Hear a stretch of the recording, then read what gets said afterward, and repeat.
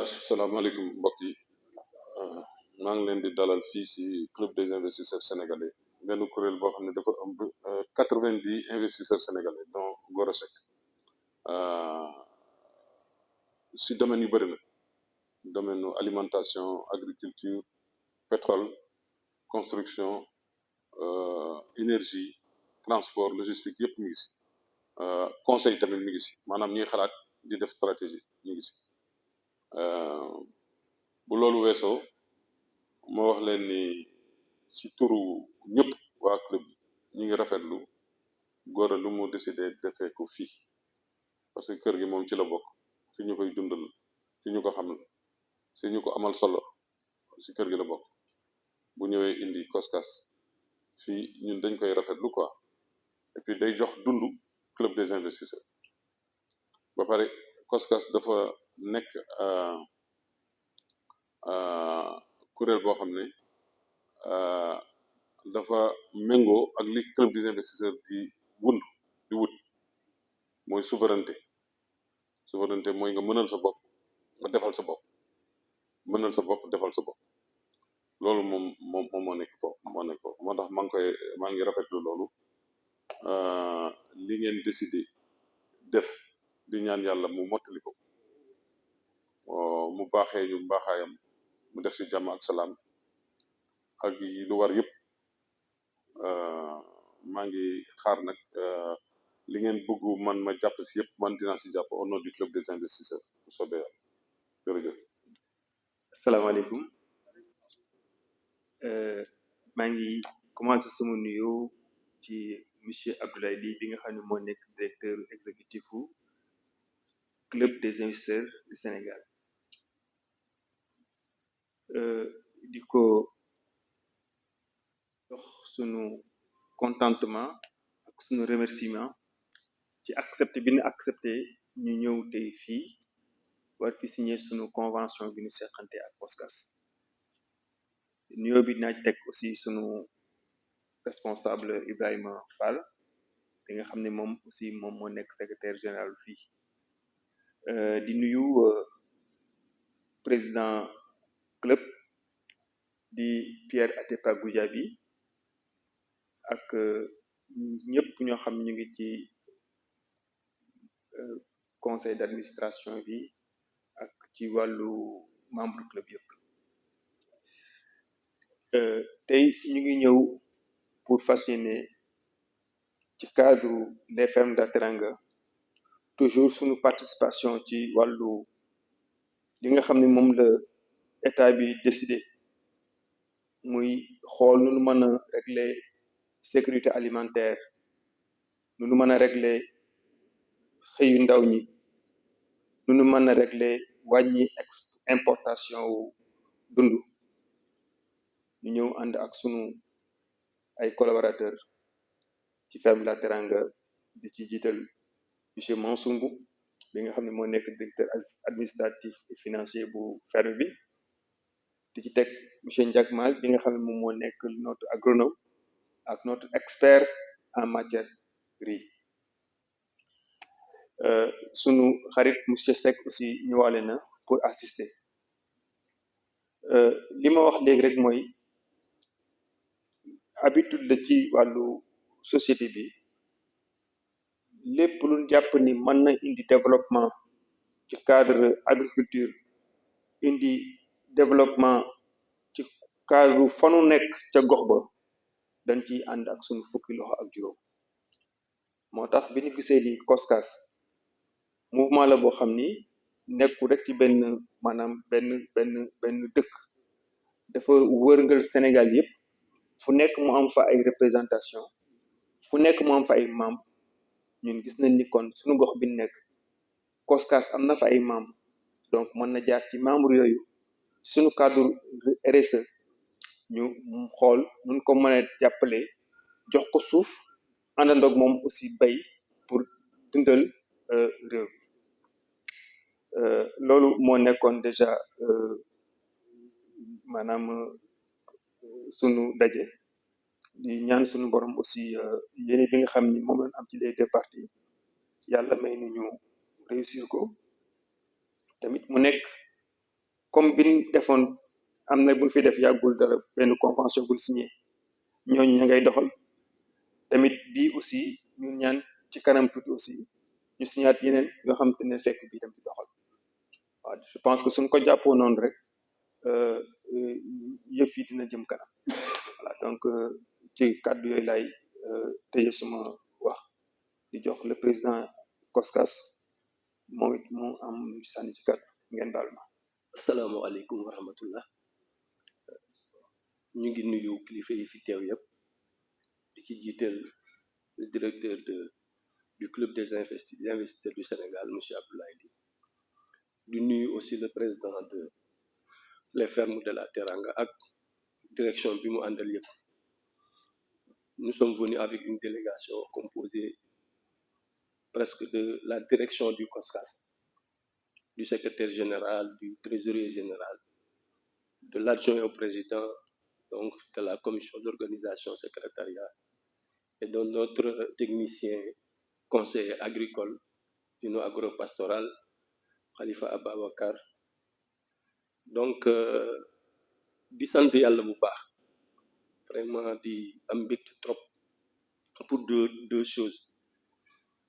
bi ci jëkk mooy laaj góor a fi nga ko defee je pense que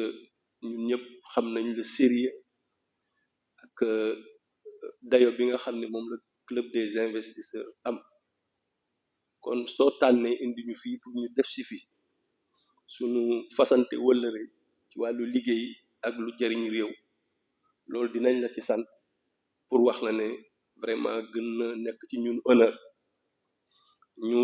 ñu fasante wëllëre ci kër gu mel nii beneen bi naturellement mooy ñu ngi ko waxee COSCAS association la certes bu juddoo su këri diine juddu 1968 waaye boobaak léegi surtout les dernières années mu regroupé ay ndaw yu bari ak ay góor yu bari ak ay jigéen yu bari et que naturellement muy jonkonte ak problème yi nga xam ne ku yilif cible boobu ma wax moom ngay jànkonteel en termes d'emploi, de création d'emploi, en termes d'employabilité, mais également en termes de préoccupation si sa wàllu réew ñu composé de plusieurs sections à travers le pays et à l'étranger presque 90 sections ñu ngi au niveau du Sénégal, de la Gambie et de la Mauritanie nga xam ni amul département booy dem ba doo fa fekk une dizaine de sections boo xam ni ñi ko composé ëpp nañ 100 personnes góor ak jigéen mag ak ndaw ñooñu non seulement di am activité dans leur localité mais aussi di ko am au niveau faîtière te mooy au niveau du COSCAS national moo tax COSCAS tam jogoon ni du mën a ñàkk gannaaw bi nga xam ni sëñ Abdoul Aziz Al Amin ça fait presque 20 ans mu daan ñu ñaax ni dellu leen ci suuf parce que li ñu bëgg a def suuf rek moo ñu ko mën a may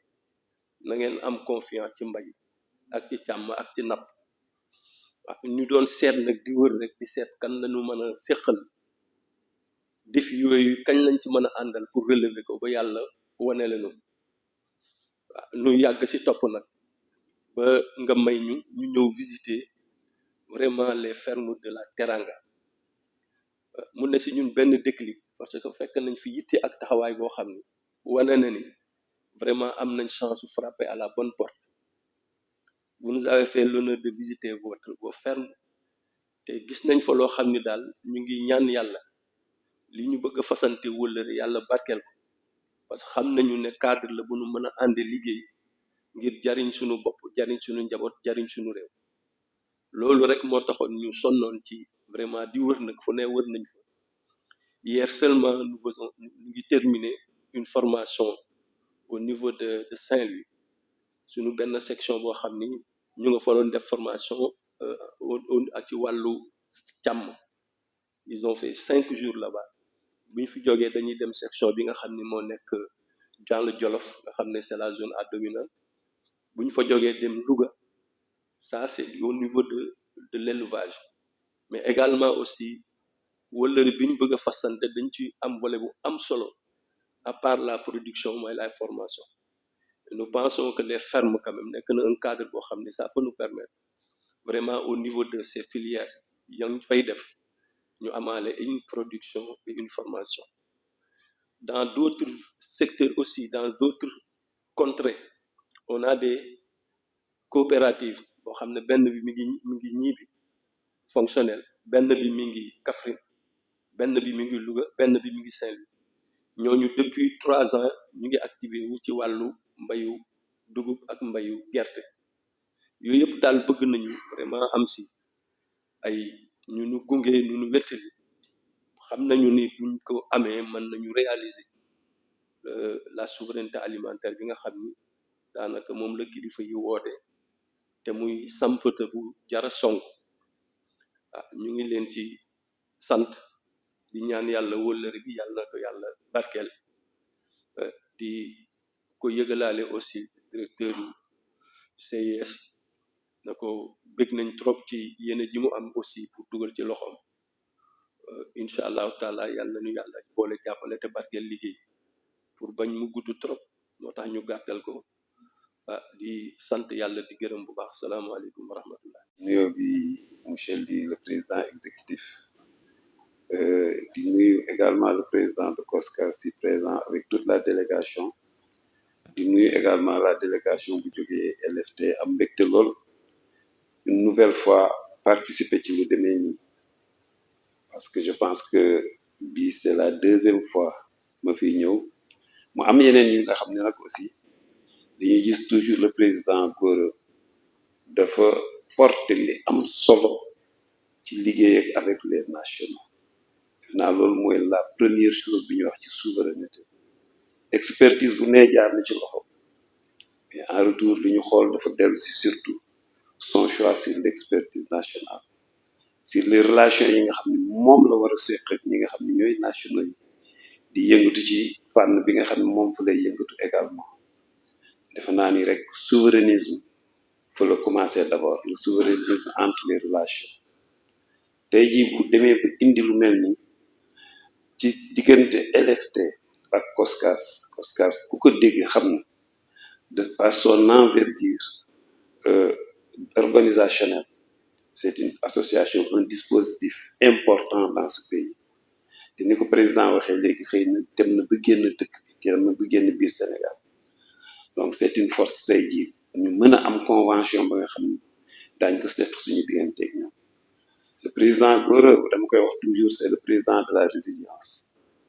c'est un entrepreneur ba nga xam ni du mos a bàyyi te dafa gëm ci lu mu nekk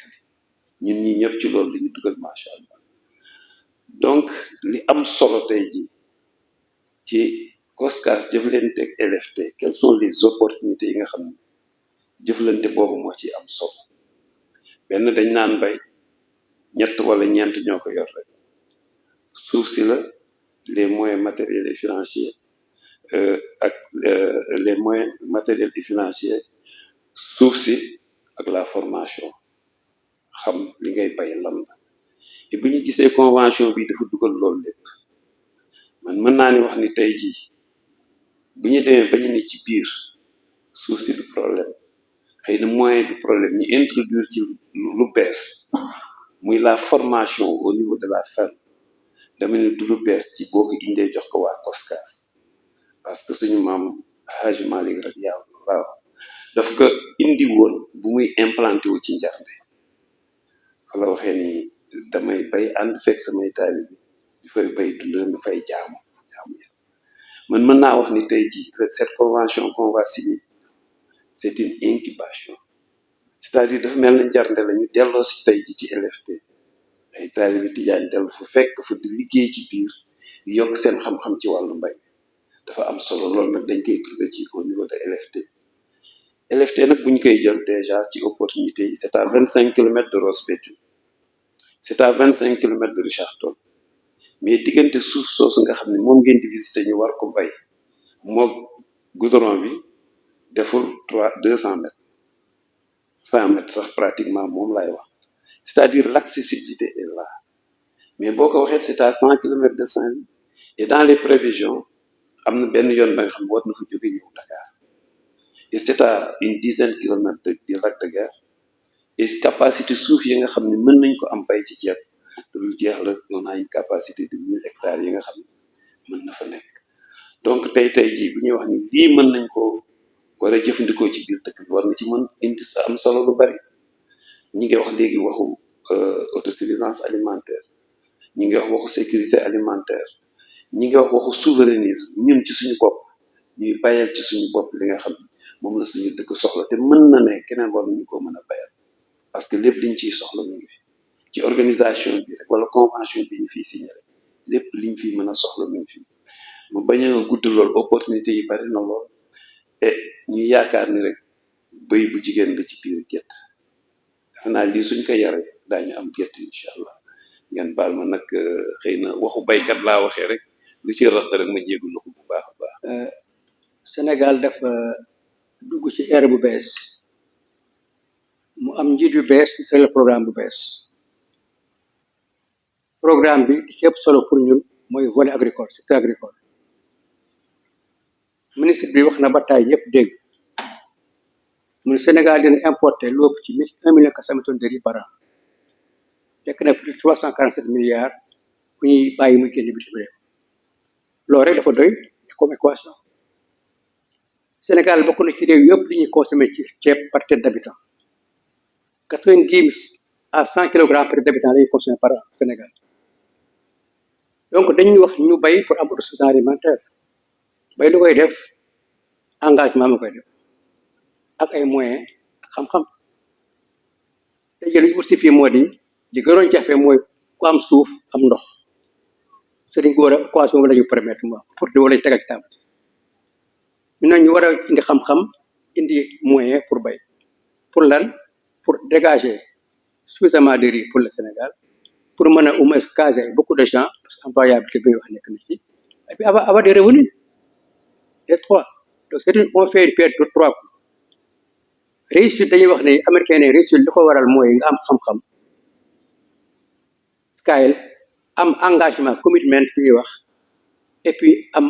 li ñuy wax esprit de défi mooy challenge. li challenge la quoi pour moi. Donc c'est pas facile,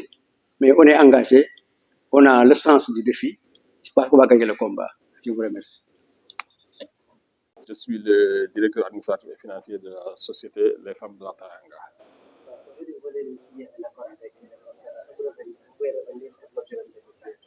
Oui, on vient juste de signer un accord avec COSCAS, qui est une organisation peut-être islamique, et qui participe beaucoup sur l'activité économique du pays. Donc cette convention va permettre d'abord d'augmenter l'employabilité au Sénégal, qui est un problème, et d'aider aussi les organisations et de participer à l'autosuffisance alimentaire. Et la convention, la durée, c'est combien de temps? La convention, pour le moment, c'est sur 2 ans, mais avec une possibilité d'être prolongée et même d'augmenter les possibilités sur les terres. Parce que pour le moment, on est à 100 hectares. Donc, si vous prenez 100 hectares avec un rendement de 8 tonnes à l'hectare, et vous savez que pour le riz, on a deux saisons. Donc, c'est peut-être participer à 1600 tonnes minimum de paddy par an. Les terres sont situées. Les terres sont situées entre Ross Béthio et Richard-Toll, qui s'étend jusqu'à Nit. Est-ce que, par exemple, c'est vrai que vous avez signé un accord, mais ça colle parfaitement avec la vision des autorités? Est-ce que vous êtes prêts à alerter les autorités par rapport à ce que vous faites? Non, les autorités sont déjà au courant de tout ce que nous sommes en train de faire actuellement. Ils nous encouragent sur tout, parce que augmenter la production du riz, qui est vraiment important. J'entends souvent le ministre Mabouba dire que le Sénégal est en train d'importer en denrées plus de 1070 milliards par an. Donc, si nous participons au moins à réduire ce gap, la balance commerciale sera plus équilibrée et nous participons à cela. Merci.